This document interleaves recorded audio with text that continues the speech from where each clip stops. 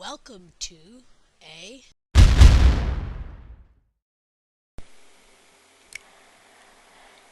Welcome to this new Blender tutorial. Today we're going to be taking a look at the interface. The interface is everything that you see, all these buttons, and is quite customizable when you know how. So let's get started. So the first thing we're going to get started on is this panel here. You can hit T to get rid of it, and T to bring it back, or you can just drag it over, or hit that plus sign. Then we have this panel over here, which toggles with N and works the same way. Next, we have the properties panels. This is where you change render, scene, world, object settings, as well as constraints, object constraints, modifier constraints.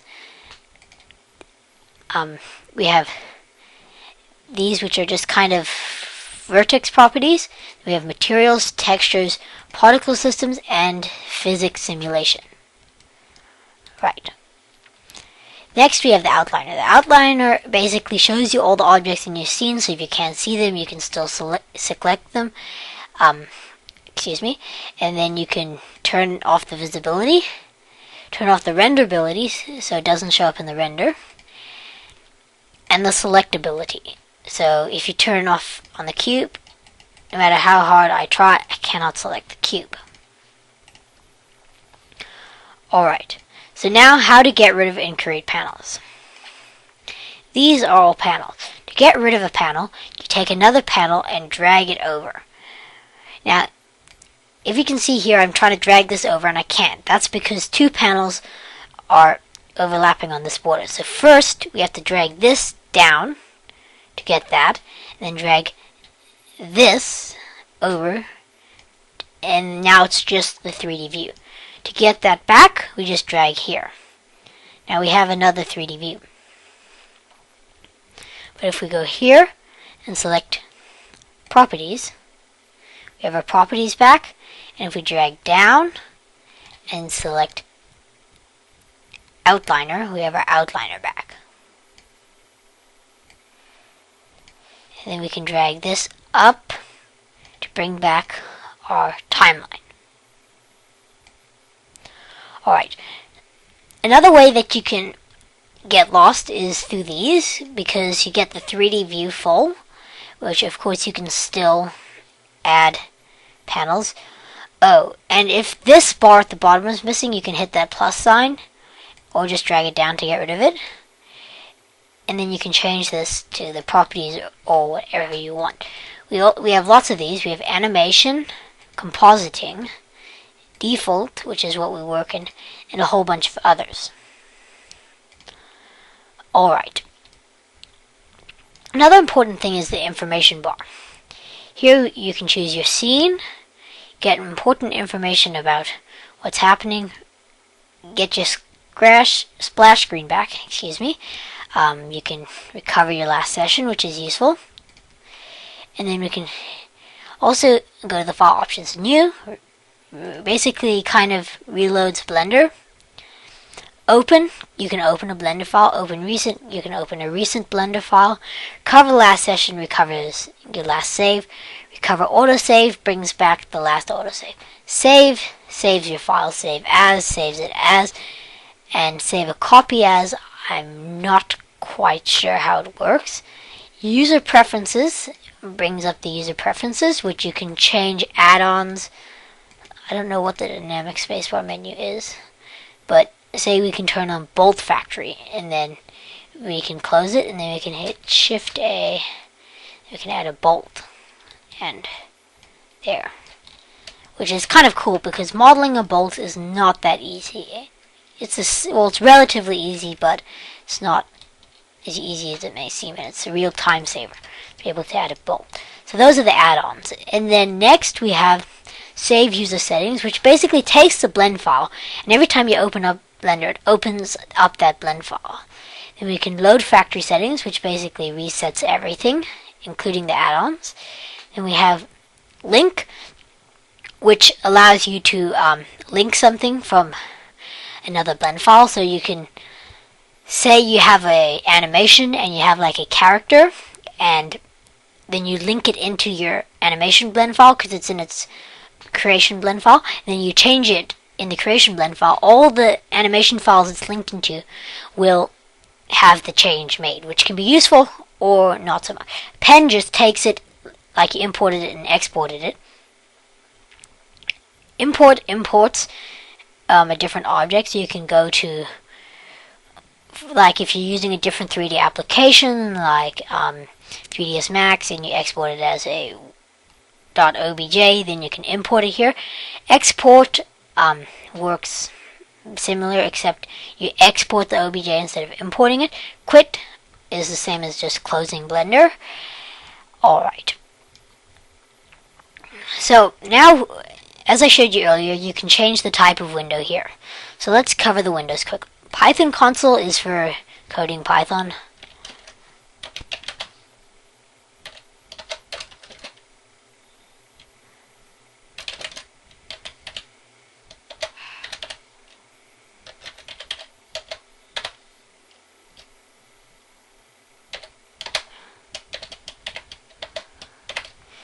Yeah. And then if you hit autocomplete, doesn't do anything. Yeah, so this is if you actually know how to program, and if you do, please make us nice add-ons, that would be lovely. Next is the file browser, which is basically only useful if you're trying to open something up. You don't really access it like this. And then there's the info, which is basically this panel here, which is blank right now. I'm not sure why. It usually gives you a whole bunch of weird code looking stuff. Alright, and then we have user preferences, which we looked at. We have outliner, properties, logic editor, which is for games. And if we hit Shift A, you can add sensor, collision, and so forth. So that's how this works, and I am not skilled in making games. So next we have the node editor, which you can use for stuff like compositing. If you hit check that use nodes button, that's really important. And then you can do stuff here to your final render output, as well as mix scenes. If we hit Shift D to duplicate it, and we add another scene, you go back to old scene, you can change this to scene 1. So then that way you can take multiple renders and mix them together. Alright. Yeah. So now if we go to the next, we have text editor, so you can write text. If you just hit plus, and you can say something like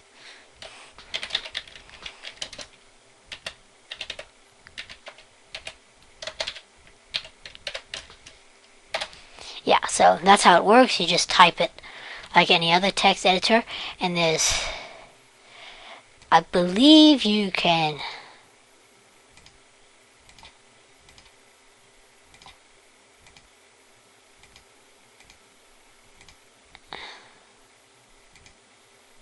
not sure how that works.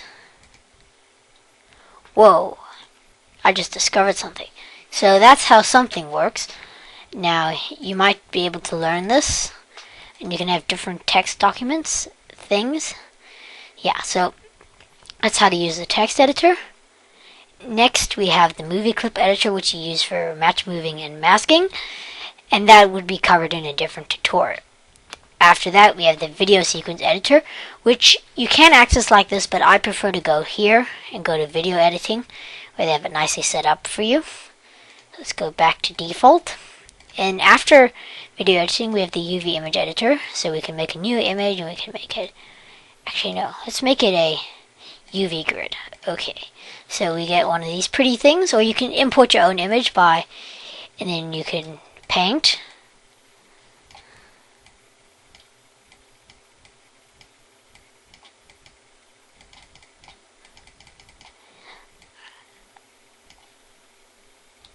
Yeah, and if you have a graphics tablet, this would probably be a great time to use one.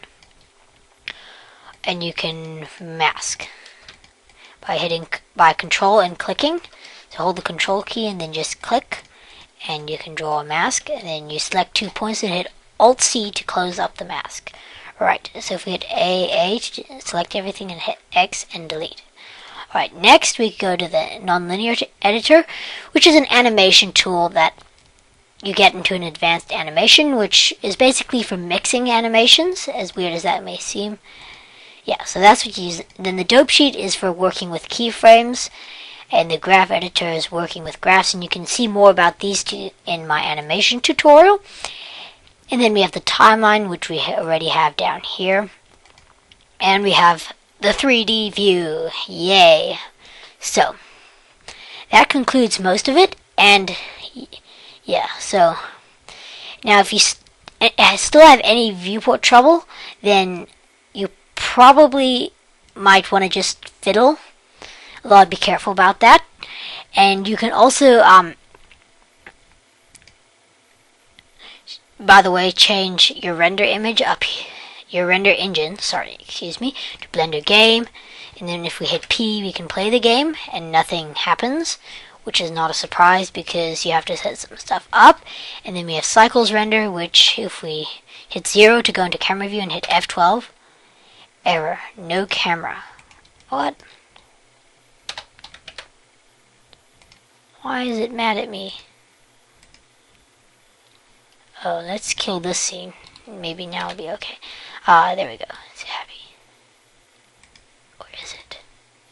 It rendered. Oh, that's because we're on mask. Why is it so broken? Okay, so Blender. Let's try this again. If we change this to cycles. Sorry about that. Blender has broken. There, so it's slightly different.